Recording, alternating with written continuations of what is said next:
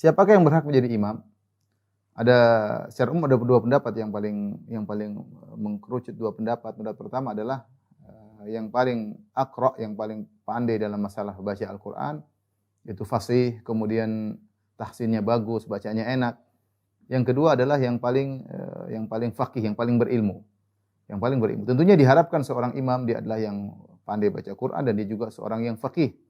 Ya, itu yang ustaz sekaligus ahli baca Quran itu yang terbaik. Tapi kalau seandainya tidak dua-duanya, satu faqih tapi baca Qurannya kurang enak, yang satu baca Quran enak tapi dia bukan ustaz.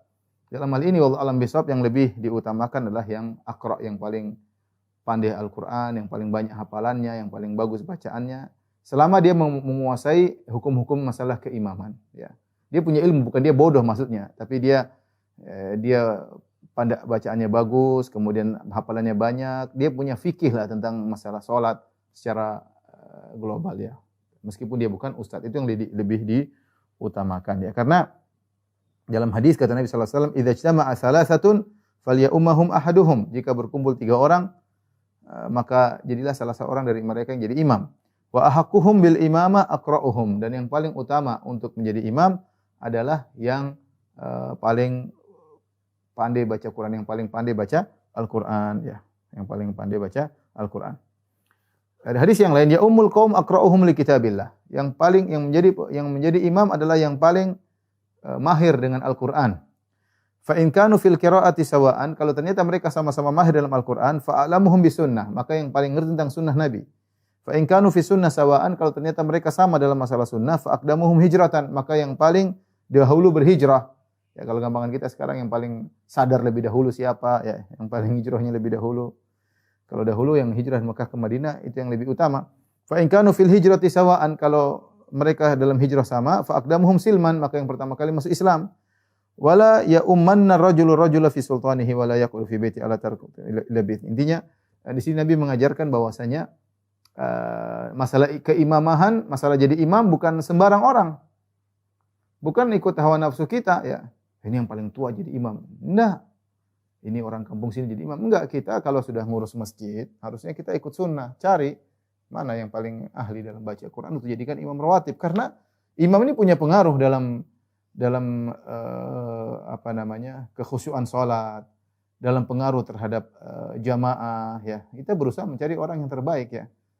Kalau ada ustadz sekaligus suaranya bagus, enak untuk didengar, maka itu yang terbaik. Kalau tidak ada, maka karena ini berkaitan dengan keenakan bacaan untuk didengar, ya, demi kekhusyuan salat, maka yang terbaik adalah yang paling bagus bacaannya, ya.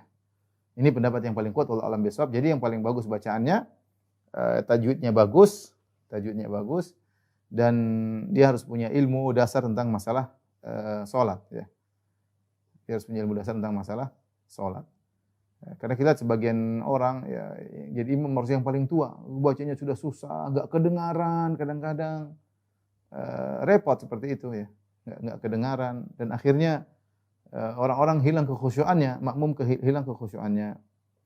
Terus permasalahan berikutnya, jadi saya ulangi, imam ini, masalah imam adalah kedudukan bergengsi di syariat. Tidak sembarang orang maju untuk nekat pede jadi imam. Enggak. Antum kalau jadi takmir, antum harus milih. Jadi imam harus, bukan. Karena ada sebagian orang punya hasrat untuk jadi imam, punya syahwat untuk jadi imam. Karena ketika dia jadi imam, orang hormat. Oh, imam masjid. Enggak bisa. Kita harus milih. Harus milih orang yang dia sholat karena dia akan menenteramkan para jamaah. Kalau bacaannya tajwidnya bagus, suaranya indah, enak orang di belakang sholat betah.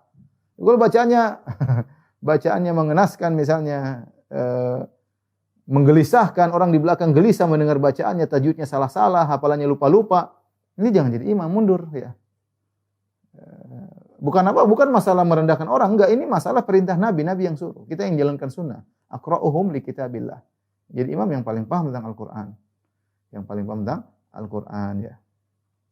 Tapi permasalahan berikutnya, bagaimana hukum salat berjamaah dipimpin oleh anak kecil? Ada khilaf juga di kalangan para ulama, sebenarnya mengatakan tidak boleh anak kecil jadi imam, ada yang mengatakan boleh dalam salat sunnah, dalam salat fardu tidak boleh. Namun yang benar, ini pendapat mazhab Syafi'i, anak kecil boleh menjadi imam meskipun belum balik dalam salat fardu maupun salat sunnah. Dalilnya adalah kisah Amr bin Salamah radhiyallahu anhu.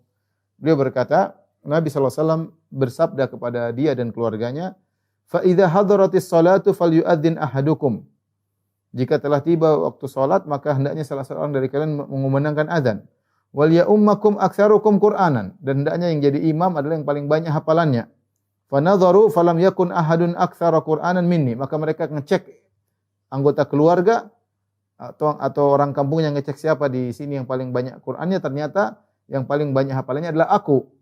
Lima kuntu atalaqqa minar rukban, karena aku sering ketemu dengan orang-orang yang datang bersafar, aku dengar Al-Qur'an dari mereka sehingga aku banyak hafal Qur'an.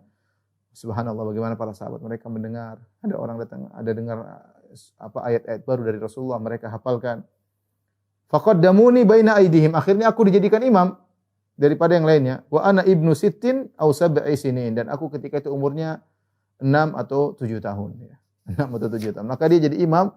Bahkan dia ngimami para ibu-ibu juga di belakang, sampai disebutkan Amr bin Salam ini sarungnya pendek, kalau dia ruku kadang-kadang kelihatan sesuatu dari belakangnya, dari bokongnya. Maka para ibu-ibu mengatakan, tolong tutup itu aurat imam kalian ya. Tapi akhirnya dia diberikan sarung, maka dia sangat bahagia karena diberikan sarung sehingga dia bisa salat dengan sempurna dan menutup auratnya dengan sempurna ya. Dan ini dalil bahwasanya anak kecil boleh menjadi imam dan sah ya, dan imam sah ya.